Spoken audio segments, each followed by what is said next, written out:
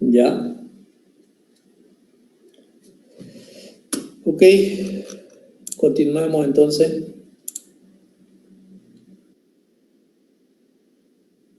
Sí.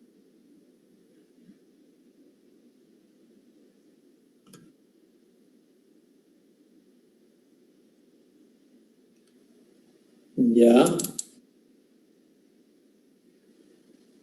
Ya. ¿Cuál es la consulta?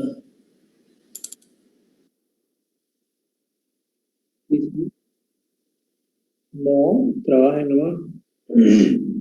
Trabajen nomás. Cuando sean menos de 2, me avisan para que lo juntemos con otro. Pero mientras sean más de 2, está bien nomás.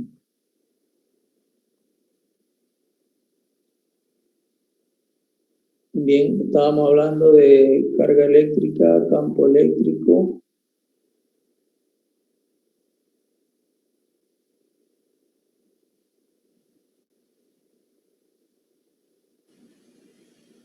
Potencial eléctrico. La ley de Gauss.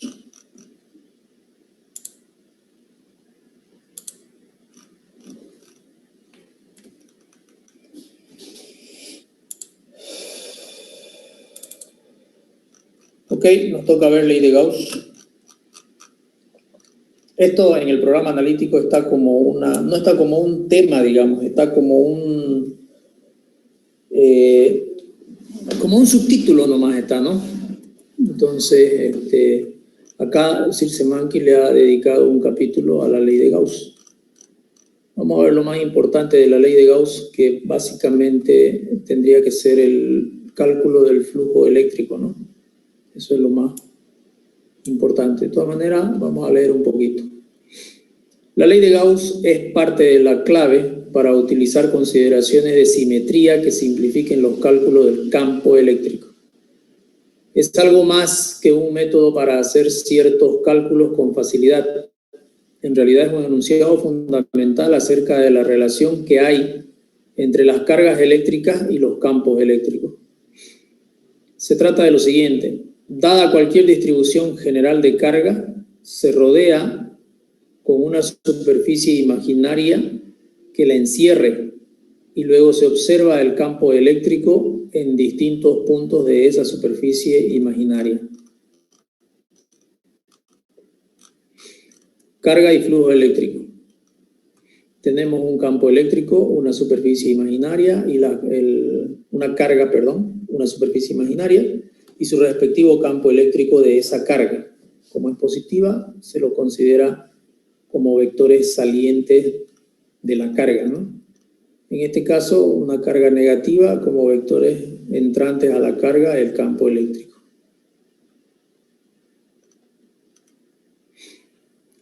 Cargas negativas dentro de la caja, flujo hacia adentro, el flujo eléctrico es hacia adentro. Entonces, la ley de Gauss para calcular básicamente el flujo eléctrico que hay a través de una superficie cercana a la carga en análisis. El flujo eléctrico y la carga encerrada. Vámonos al cálculo. Cálculo del flujo eléctrico. Cualitativamente, el flujo eléctrico a través de una superficie es la descripción de si el campo eléctrico apunta hacia la superficie o en sentido contrario. ¿Ok? Eso básicamente vendría a ser el flujo eléctrico. El flujo eléctrico neto a través de una superficie cerrada es directamente proporcional a la carga neta en el interior de la superficie.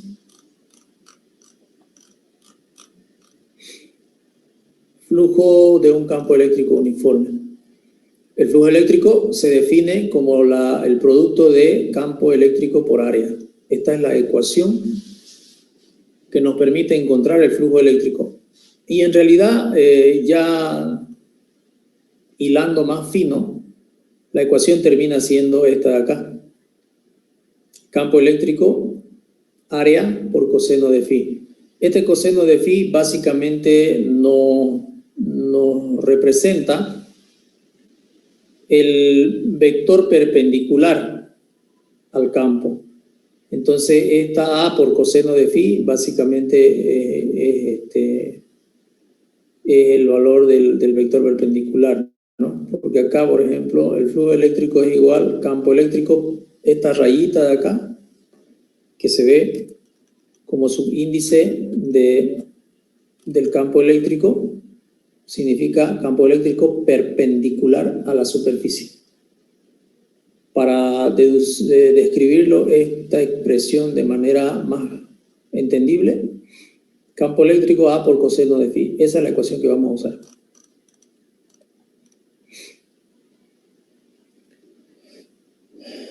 Entonces, acá vemos lo siguiente.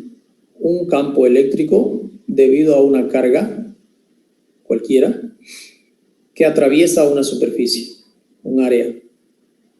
Entonces, el flujo eléctrico básicamente es algo así como la cantidad de campo eléctrico que atraviesa la superficie. Eso es básicamente el flujo eléctrico. Cuando tenemos el vector área, siempre el vector área es un vector normal a la superficie. El vector A es un vector perpendicular a la superficie. Cuando tenemos una superficie de este tipo, el vector perpendicular a la superficie vendría a ser este, y el ángulo phi que se genera se va a medir a partir del campo, del vector campo eléctrico, hasta la normal de la superficie. Ese es el ángulo phi. Entonces, si yo multiplico A por coseno de phi, lo que estoy haciendo es encontrando el vector A paralelo al campo eléctrico. El vector A paralelo al campo eléctrico. Cuando mi superficie está dada de esta forma, como que el campo eléctrico es paralelo a la superficie, es decir, a simple vista se puede notar que no atraviesa el campo eléctrico a la superficie en análisis, no la está atravesando, está paralela. Entonces, en este caso, el ángulo va a ser 90 grados, ¿no? El ángulo es 90 grados. Y al multiplicar el A por el coseno de 90, se va a volver 0. Porque coseno de 90 es 0. Lo que significa que el flujo eléctrico es 0. Lo que quiere decir que no hay campo eléctrico que atraviesa a la superficie. No hay, es 0. Básicamente es 0. Lo opuesto sería esta situación. Cuando el ángulo es 0, el coseno de 0 es 1. En esa situación, cuando el ángulo es 0, phi es igual a 0, el coseno de 0 va a ser 1 y el flujo eléctrico va a ser máximo. En este caso va a ser directamente campo eléctrico por área. Es el valor máximo, ¿ya? Por eso se utiliza la expresión con coseno. Pero obviamente el ángulo hay que tener cuidado, ¿no? ¿Qué ángulo voy a tomar? El ángulo entre campo y normal. Entre campo y normal. Ese es el ángulo. Con ese ángulo aplicamos la función coseno. Si usamos otro ángulo, tendría que ser quizás otra función, ¿no? Bien. Veamos un ejemplo de esto. A ver, le voy a pasar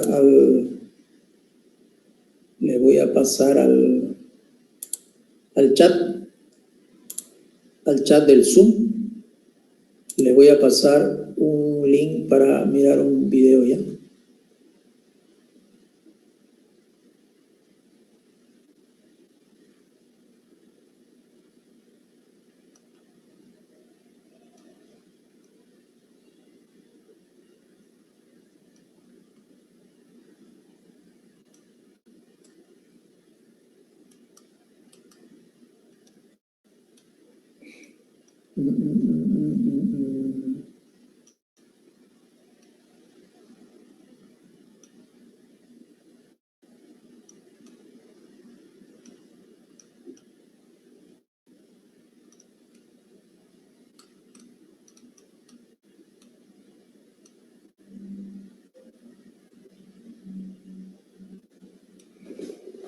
ver, mientras lo busco le voy a pasar esta.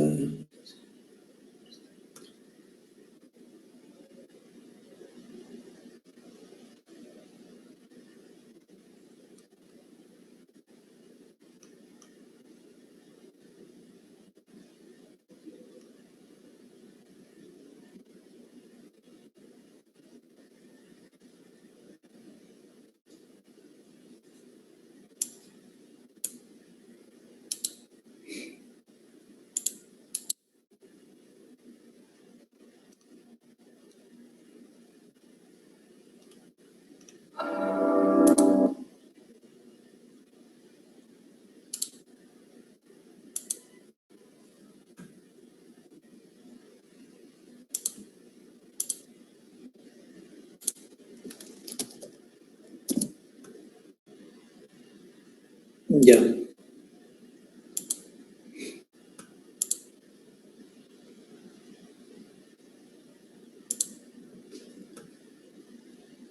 A ver, revísenlo. ¿Les llegó el link al chat del Zoom? Sí, ingeniero. Sí, ingeniero.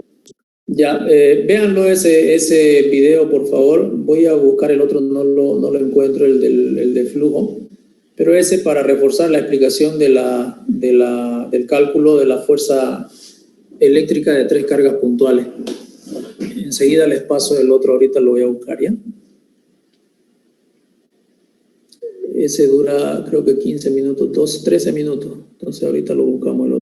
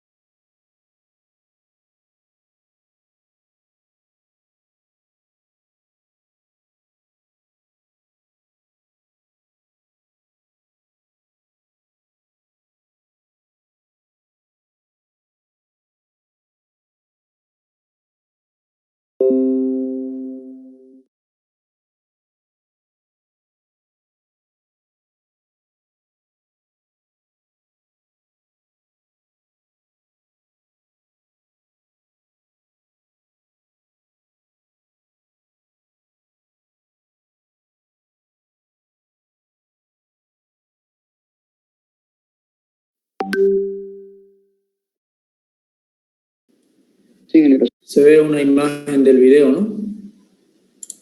Sí. Ya. Sí. Entonces, no sé si tienen alguna pregunta respecto a este ejercicio. Yo, ingeniero, ¿cómo determina exactamente la normal? ¿Hacia dónde tiene que ir? Ya. Siempre la normal, el vector normal es saliendo del centro del cubo, en este caso, hacia afuera. Siempre es hacia afuera y es perpendicular a cada cara, a cada lado. Entonces, si nuestra situación es este cubo, para cada cara, nuestro vector normal va a ser saliente del cubo. Para la cara 1 va a ser como el eje X, más o menos. Si la cara 1 es la del frente, digamos, ¿no? Para la cara 2, que es la de atrás, el vector normal va a ser hacia atrás, hacia menos X.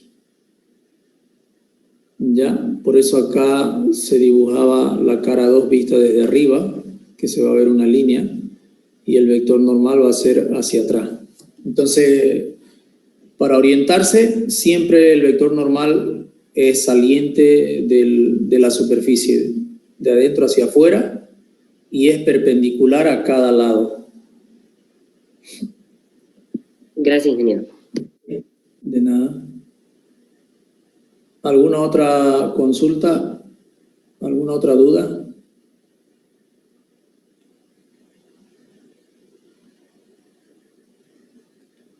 Bueno, tomen en cuenta de que la sumatoria del flujo eléctrico total de una superficie cerrada, cualquiera sea la forma de la superficie, siempre tiene que darle cero. El flujo eléctrico neto que atraviesa una superficie completa, cerrada, tiene que dar cero. Entonces, yo... Diga. ¿Por qué la llamamos cerrada? ¿Cuándo es abierta? Después me saluda, por favor. Claro, lo que pasa es que pueden haber varias situaciones. Una situación, por ejemplo, que yo tenga una carga dentro de este cubo, ¿ya? Y, por ejemplo, la cara 4 no esté, no exista la cara 4. No haya nada acá en la cara 4. Y yo quiera determinar solamente el flujo eléctrico de la cara 1, 2, 3, 5 y 6. Y lo puedo determinar. O necesite determinar solo el flujo eléctrico de una de las 6 caras, digamos, ¿no? Entonces, ahí es otro el análisis. Es decir, Si no tomo en cuenta la cara 4, mi flujo eléctrico va a ser diferente de 0, porque ya no estaría cerrada la superficie completamente, no estaría encerrada la carga, ¿no? Tendría un espacio abierto. A eso se refiere. En este caso, cara 5, por más que esté el suelito y obviamente no pasa el flujo eléctrico por ahí, porque está en el suelo. Y la normal va para abajo, pero igual se toma en cuenta porque tiene que existir la cara, existe la normal, algo así. Sí, correcto. Se lo toma en cuenta porque tiene que existir. Y más allá de ese motivo, el motivo es que aquí el campo eléctrico está en el plano XY, ¿ya? Y la cara 5 está en el plano XY. Entonces la cara 5 es paralela al campo eléctrico. Por lo tanto, el campo eléctrico no la atraviesa. Pero no sería igual si el campo eléctrico tuviera otra dirección. Por ejemplo, 4, 6, acá el campo dice 4 en I, 6 en J. Podría ser, aunque sea 1 en K. Y cuando ya sea 1 en K, va a tener una elevación de 1 en el eje Z, ya la va a atravesar a la cara 5. La atravesaría, digamos, a la cara 5.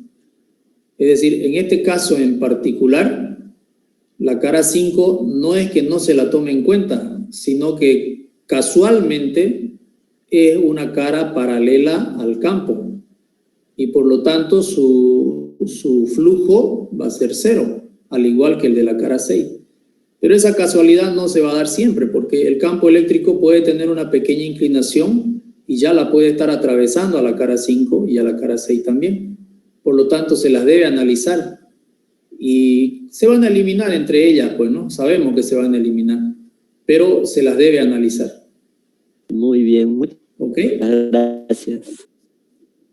No, de nada. ¿Alguna otra pregunta, una duda?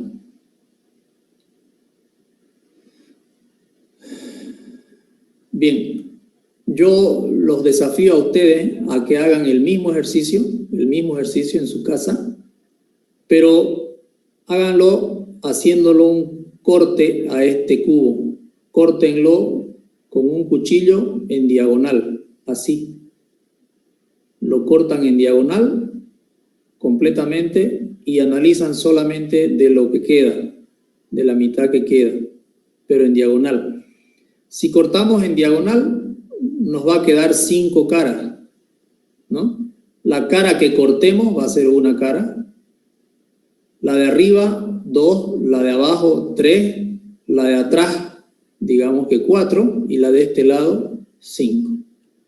Si lo cortan en diagonal, se van a quedar con un medio cubo de 5 caras, digamos, con un elemento de 5 caras. Y con los mismos datos, el mismo campo eléctrico, todo lo mismo. Y le va a salir los mismos valores de la cara 5, de la cara 6, de la cara 4 y de la cara 2. Pero lo que va a cambiar va a ser de la cara cortada. Ahí va a cambiar porque, primero que la superficie va a ser diferente, porque tienen que calcular cuánto mide esto diagonal con Pitágoras. Y de ahí la normal y encontrar el ángulo con el campo, ¿no? Entre la normal y el campo, para poder calcular el flujo eléctrico de esa cara y verificar de que la sumatoria del flujo eléctrico de las 5 caras les tiene que dar 0. ¿Ok? Se lo dejo para que lo mediten y lo hagan ese ejercicio. Muy bien, chicos, si no tienen alguna otra pregunta, vamos a quedar ahí, ¿ya? Estaríamos viéndonos el día martes para esto de Gauss. Prácticamente eso es lo más